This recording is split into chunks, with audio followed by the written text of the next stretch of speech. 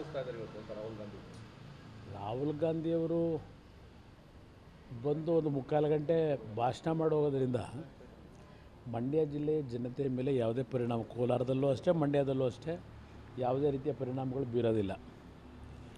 ಮಂಡ್ಯ ಜಿಲ್ಲೆಯ ಜನತೆ ಈಗಾಗಲೇ ತೀರ್ಮಾನ ಮಾಡಿರ್ತಕ್ಕಂಥದ್ದು ಜಿಲ್ಲೆಯ ಒಂದು ಅಭಿವೃದ್ಧಿಗೆ, ಜಿಲ್ಲೆಯ ಸಮಸ್ಯೆಗಳಿಗೆ ಪರಿಹಾರವನ್ನು ತರ್ತಕ್ಕಂಥ ಒಂದು ಶಕ್ತಿಯನ್ನು ನಾವು ಕುಮಾರಸ್ವಾಮಿಗೆ ಕೊಡಬೇಕು ಅಂತಕ್ಕಂಥದ್ದು ಜನತೆಯ ಭಾವನೆ ಇದೆ. ಅದು ನಮ್ಮ ಮಂಡ್ಯ ಜಿಲ್ಲೆಯ ತಾಯಂದಿರಿರ್ಬೋದು, ಸಹೋದರಿಯರಿರ್ಬೋದು, ಯುವಕರಿರ್ಬೋದು, ಹಿರಿಯರಿರ್ಬೋದು, ಅವರ ಎಲ್ಲರ ಭಾವನೆಗಳು ಕುಮಾರಸ್ವಾಮಿಯನ್ನು ಈ ಬಾರಿ ಆಶೀರ್ವದಿಸಿ ಇವತ್ತು ಉತ್ತಮವಾದಂಥ ಕೆಲಸವನ್ನು ಮಾಡ್ತಕ್ಕಂಥವ್ರು, ಬಡವರ ಬಗ್ಗೆ ಕನಿಕರ ಇರ್ತಕ್ಕಂಥವ್ರು ಅಂತಕ್ಕಂಥದ್ದೇನಿದೆ, ಅವರೆಲ್ಲರ ಭಾವನೆ ಇವತ್ತು ಕುಮಾರಸ್ವಾಮಿ ಆಯ್ಕೆ ಆಗಬೇಕು ಅಂತ ಇರ್ತಕ್ಕಂಥದ್ದು. ಅದರಿಂದ ರಾಹುಲ್ ಗಾಂಧಿಯವರು ಬಂದು ಮುಕ್ಕಾಲು ಗಂಟೆ ಭಾಷಣ ಮಾಡುವ ತಕ್ಷಣ ಪರಿವರ್ತನೆ ಆಗುತ್ತೆ ಅಂತಕ್ಕಂಥದ್ದನ್ನು ಬಹುಶಃ ರಾಜಕೀಯ ವಿಶ್ಲೇಷಣೆ ಮಾಡೋರು ಯಾರೂ ಹೇಳಲಿಕ್ಕೆ ಸಾಧ್ಯ ಇಲ್ಲ. ಕಾಂಗ್ರೆಸ್ ಅವರು ಎಸ್ಪೆಷಲಿ ಡಿ ಕೆ ಶಿವಕುಮಾರ್ ಅವ್ರದಂತೂ ನೀವು ಗೆಲ್ಲದೇ ಇಲ್ಲ ಅನ್ನೋ ಥರದ ಕಾನ್ಫಿಡೆನ್ಸ್ ಇದೆ.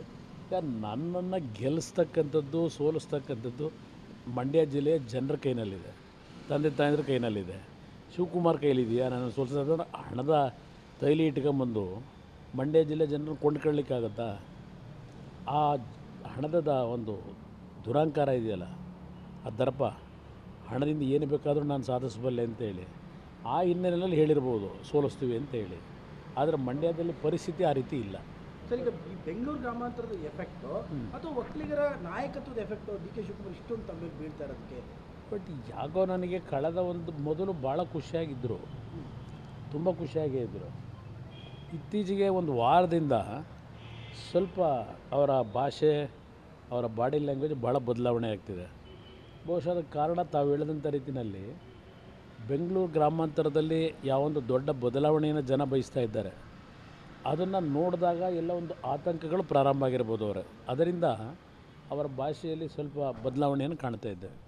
ಕುಮಾರಸ್ವಾಮಿ ಅವರನ್ನ ಟಾರ್ಗೆಟ್ ಮಾಡುವಂಥ ಕೆಲಸ ಆಗ್ತಾ ಇದೆ. ಯಾಕಂದರೆ ಎಲ್ಲರೂ ಸಹ ಸಿದ್ದರಾಮಯ್ಯ ಅವರು, ಡಿ ಕೆ ಶಿವಕುಮಾರ್, ಕುಮಾರಸ್ವಾಮಿ ಅವರು ಮಾಡ್ತಿದ್ದಾರೆ ಟಾರ್ಗೆಟ್. ಈ ಮೈತ್ರಿಯ ಒಂದು ಪ್ರಮುಖವಾದಂಥ ವೇದಿಕೆ ಸಿದ್ಧ ಮಾಡಿದ್ದು ಕುಮಾರಸ್ವಾಮಿ ಅನ್ನೋದು ಅವ್ರಿಗೆ ಗೊತ್ತಿದೆ. ಇವತ್ತು ಮೈತ್ರಿಯ ಒಂದು ಹಿನ್ನೆಲೆಯಲ್ಲಿ ಕಾಂಗ್ರೆಸ್ನ 20-22 ಸೀಟಿನ ಕನಸೇನಿತ್ತು ಅದು ಇವತ್ತು ನುಚ್ಚುನೂರಾಗಿದೆ. ಆದ್ದರಿಂದ ಇವತ್ತು ಕುಮಾರಸ್ವಾಮಿನೇ ಅವರಿಗೆ ಮೂಲ ಟಾರ್ಗೆಟ್ ಆಗಿರ್ತಕ್ಕಂಥದ್ದು. ಸರ್, ಒಕ್ಕಲಿಗರನ್ನ ನಿಮ್ಮ ವಿರುದ್ಧ ಎತ್ಕಟ್ಟುವಂಥ ಅಥವಾ ನಿಮ್ಮನ್ನು ವಿಲನ್ ಮಾಡುವಂಥ ನೋಡಿದೆ. ಮೊನ್ನೆ ನಿಮ್ಮ ಮೈಸೂರು ಜಿಲ್ಲೆಯಲ್ಲೇ ನಗರದಲ್ಲಿ ಒಂದು ಸಭೆ ಮಾಡ್ತಾರೆ. ಆ ಸಭೆಯಲ್ಲಿ ಅವರೇ ಹೇಳಿದ್ದಾರೆ, ಜಿಲ್ಲೆಯಲ್ಲಿ ಒಕ್ಕಲಿಗರಿಗೆ ಅನ್ಯಾಯ ಆಗಿದೆ, ಒಕ್ಕಲಿಗರಿಗೆ ಇಲ್ಲಿಯವರೆಗೆ ರಕ್ಷಣೆ ಸಿಕ್ಕಿಲ್ಲ, ನಾನು ಈಗ ಜವಾಬ್ದಾರಿಯನ್ನು ನಿರ್ವಹಣೆ ಮಾಡ್ತೇನೆ. ಈಗಾಗಲೇ ದೆಹಲಿಯಲ್ಲಿ ನನ್ನ ನಾಯಕತ್ವದ ಬಗ್ಗೆ ಒಪ್ಪಂದಗಳಾಗೋಗಿದೆ. ಕೆಲವೇ ದಿನಗಳು, ಯಾರೂ ನೀವು ಆತಂಕಕ್ಕೊಳಗಾಗಬೇಡಿ, ಈ ರಕ್ಷಣೆಯನ್ನು ಕೊಡಲಿಕ್ಕೆ ನಾನು ತೀರ್ಮಾನ ತಗೊಂಡಿದ್ದೇನೆ ಅಂತ ಹೇಳಿದ್ದಾರೆ. ಹಾಗಿದ್ದರೆ ಒಂದು ಕಡೆ ಒಕ್ಕಲಿಗರಿಗೆ 8 ಸ್ಥಾನ ಕೊಟ್ಟಿದ್ದೇವೆ ಅಂತ ಹೇಳ್ತಾರೆ, ಇವತ್ತು ಮೈಸೂರಿನಲ್ಲಿ ಒಕ್ಕಲಿಗ ಅಭ್ಯರ್ಥಿಯನ್ನು ನಿಲ್ಲಿಸಿದ್ದೇವೆ ಅಂತ ಹೇಳ್ತಾರೆ. ಅದೇ ಒಕ್ಕಲಿಗ ಅಭ್ಯರ್ಥಿ ಕೈನಲ್ಲಿ ವಿರೋಧ ಪಕ್ಷದಲ್ಲಿರ್ತಕ್ಕಂಥ ಒಕ್ಕಲಿಗ ನಾಯಕರ ಮೇಲೆ ಈಗಿನ ಕಾಂಗ್ರೆಸ್ನ ಅಭ್ಯರ್ಥಿಯನ್ನು ಎತ್ತುಕಟ್ಟಿ ಯಾವ್ಯಾವ ಒಕ್ಕಲಿಗರ ಬಗ್ಗೆ ಏನೇನು ಪದಬಳಕೆ ಆ ಮನುಷ್ಯನಿಂದ ಮಾಡಿಸಿದ್ದಾರೆ ಈಗಿನ ಕಾಂಗ್ರೆಸ್ ಅಭ್ಯರ್ಥಿಯ ಮುಖಾಂತರ. ಆಮೇಲೆ ಶಿವಕುಮಾರ್ ಅವರೇ ಈಗ ಒಪ್ಕೋತಾ ಇದ್ದಾರೆ, ಇಲ್ಲಿಯವರೆಗೆ ಮೈಸೂರಿನ ಒಂದು ರಾಜಕಾರಣದಲ್ಲಿ ಒಕ್ಕಲಿಗರಿಗೆ ಅನ್ಯಾಯ ಆಗಿದೆ ಅಂತೇಳಿ. ಅಂದರೆ ಅದರ ಅರ್ಥ ಸಿದ್ದರಾಮಯ್ಯನವರಿಂದ ಒಕ್ಕಲಿಗರಿಗೆ ಇಲ್ಲಿ ರಕ್ಷಣೆ ಸಿಕ್ಕಿಲ್ಲ, ಸಿದ್ದರಾಮಯ್ಯನವರಿಂದ ಒಕ್ಕಲಿಗರಿಗೆ ಅನ್ಯಾಯ ಆಗಿದೆ ಇವತ್ತು ಮೈಸೂರು ಜಿಲ್ಲೆಯಲ್ಲಿ ಅಂತಕ್ಕಂಥದ್ದು ನಾನು ಹೇಳ್ತಾ ಇಲ್ಲ, ಶಿವಕುಮಾರ್ ಹೇಳ್ತಾ ಇದ್ದಾರಲ್ಲ. ಸಾರ್ವಜನಿಕವಾಗಿ ಇವತ್ತು ಸಭೆ ಮಾಡಿ ಒಕ್ಕಲಿಗರ ಪರವಾಗಿ ನಾನಿದ್ದೇನೆ, ಒಕ್ಕಲಿಗರ ರಕ್ಷಣೆಯೇ ಇಲ್ಲ, ಮುಂದೆ ನಾನು ಸರಿಪಡಿಸ್ತೀನಿ, ದೆಹಲಿ ಒಳಗೆ ಮಾತುಕತೆ ಮಾಡಿದ್ದೇನೆ, ಮತ್ತು ನಾನು ದೆಹಲಿಯಲ್ಲಿ ನನ್ನ ಸ್ಥಾನದ ಬಗ್ಗೆ ಚರ್ಚೆ ಆಗೋಗಿದೆ, ಅಂತಿಮ ಆಗಿದೆ ಅಂತಕ್ಕಂಥದ್ದೇನಿದೆ, ಅವರಿಗೆ ಈಗ ಆತಂಕ ಇರೋದು. ಇವತ್ತು ಒಕ್ಕಲಿಗರ ಬಗ್ಗೆ ರಕ್ಷಣೆ ಕೊಡ್ತೀನಿ ಅಂತ ಹೇಳ್ತಕ್ಕಂಥದ್ದು ಇಷ್ಟು ದಿವಸ ಏನು ಮಾಡ್ತಾಯಿದ್ರು? ಯಾರಿಂದ ಅನ್ಯಾಯ ಆಗಿದೆ ಒಕ್ಕಲಿಗರಿಗೆ? ಅವ್ರ ಪಕ್ಷದ ಮುಖ್ಯಮಂತ್ರಿಯಿಂದಲೇ ಅನ್ಯಾಯ ಆಗಿದೆ ಅಂತಕ್ಕಂಥ ಅವ್ರ ಮಾತಿನ ಅರ್ಥ. ಅದರಿಂದ ಇವರ ಹೇಳಿಕೆ ಒಕ್ಕಲಿಗರ ಪರವಾಗಿದ್ದೇನೆ ಇದೆಲ್ಲ ಬಹುಶಃ ಒಕ್ಕಲಿಗರಷ್ಟಿಲ್ಲ, ಬೇರೆ ಸಮಾಜಗಳು ಇವ್ರ ಹೇಳಿಕೆಯನ್ನು ಸೀರಿಯಸ್ಸಾಗಿ ತಗೊಳ್ಳಲ್ಲ. ಅಲ್ಲ, ತಮ್ಮನ್ನು ವಿಲನ್ ಮಾಡುವಂಥ ಪರಿಸ್ಥಿತಿ ನಡೀತಾ ಇದೆಯಾ? ಯಾಕಂದರೆ ಮಠದ ವಿಚಾರ ಇರ್ಬೋದು, ಮತ್ತೊಂದು ಇರ್ಬೋದು. ಈಗ ನೋಡಿ, ನಮ್ಮ ತೋಟದಲ್ಲಿ ಒಂದು ಸಭೆ ಮಾಡಲಿಕ್ಕೆ ಹೊರಟ್ರೆ ಏನೋ ದೊಡ್ಡ ಮಾನ ಅಪರಾಧ ಅಂತಕ್ಕಂಥ ರೀತಿಯಲ್ಲಿ ಬಿಂಬಿಸ್ಲಿಕ್ಕೆ ಹೋದರು. ಸಮಾಜದ ಪರಮಪೂಜ್ಯ ಸ್ವಾಮೀಜಿಯವರು ಎಲ್ಲ ಪಕ್ಷದ ಮುಖಂಡರುಗಳು ಎಲ್ಲ ಸ್ವಾಮೀಜಿಗಳ ಹತ್ರಕ್ಕೆ ಹೋಗಿ ಆಶೀರ್ವಾದ ಪಡೀತಕ್ಕಂಥ ಸರ್ವೇ ಸಾಮಾನ್ಯ.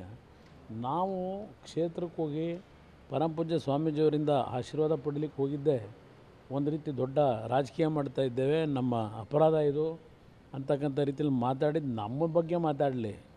ಪರಮಪೂಜ್ಯ ಸ್ವಾಮೀಜಿಯವ್ರ ಬಗ್ಗೆ ಏನು ಪದ ಬಳಕೆ ಮಾಡಿದ್ರು? ಎಲ್ರಿಗೂ ವಿಭೂತಿ ಕೊಡ್ತಾರೆ, ಆ ರೀತಿಯ ಲ್ಯಾಂಗ್ವೇಜ್ ಇದೆಯಲ್ಲ. ಹೌದು, ಯಾವುದೇ ಮಠಕ್ಕೆ ಹೋದಾಗ, ಕ್ಷೇತ್ರಕ್ಕೆ ಹೋದಾಗ ಸ್ವಾಮೀಜಿಗಳ ಹತ್ರ ಅವ್ರ ಪಕ್ಷದ ಮೇಲೆ ವ್ಯಾಮೋಹ ಯಾವ ಪಕ್ಷದ ಬಗ್ಗೆ ತೋರಿಸಲ್ಲ. ಯಾವುದೇ ಪಕ್ಷದ ಮುಖಂಡರುಗಳು ನಾಯಕರು ಹೋದಾಗ ಇಲ್ಲ ಮಠದ ಭಕ್ತರು ಹೋದಾಗ ಎಲ್ಲರಿಗೂ ಒಳ್ಳೆಯದಾಗಲಿ ಅಂತಕ್ಕಂಥ ಒಂದು ಆಶೀರ್ವಾದ ಮಾಡ್ತಾರೆ.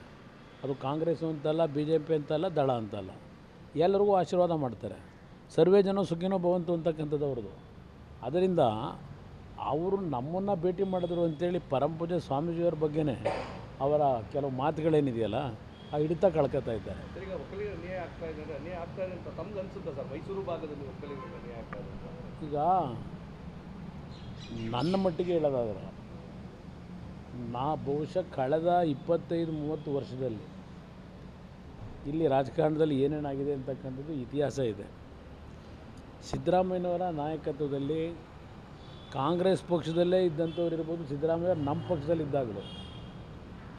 ಈಗ ಉದಾಹರಣೆಗೆ ಮಾದೇಗೌಡರಿಗೆ ಟಿಕೆಟ್ ಕೊಡಬೇಕು ಅಂತ ದೇವೇಗೌಡರಿದ್ದರು 94ರಲ್ಲಿ.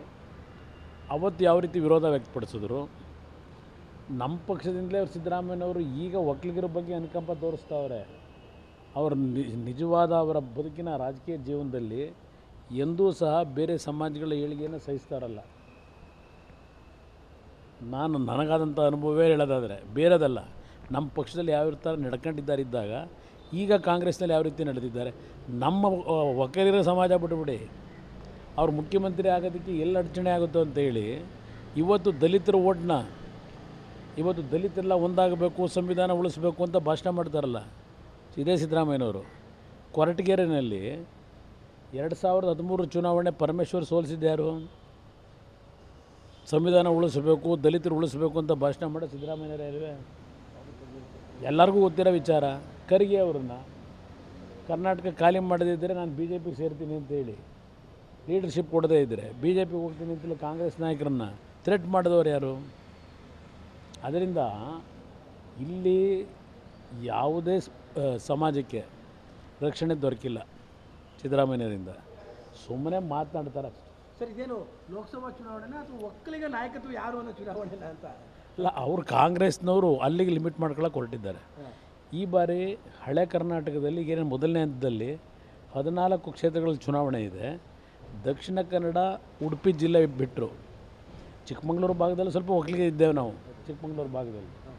ಇನ್ನು ಎಲ್ಲ ಕ್ಷೇತ್ರದಲ್ಲೂ ಒಕ್ಕಲಿಗರ ನಿರ್ಣಾಯಕ ಈ ಮೊದಲನೇ ಹಂತದ 14 ಚುನಾವಣೆಯಲ್ಲಿ. ಅದರಿಂದಲೇ ಅವ್ರಿಗೀಗ ಗಾಬರಿ. ಒಕ್ಕಲಿಗರ ಮತ ಎಲ್ಲಿ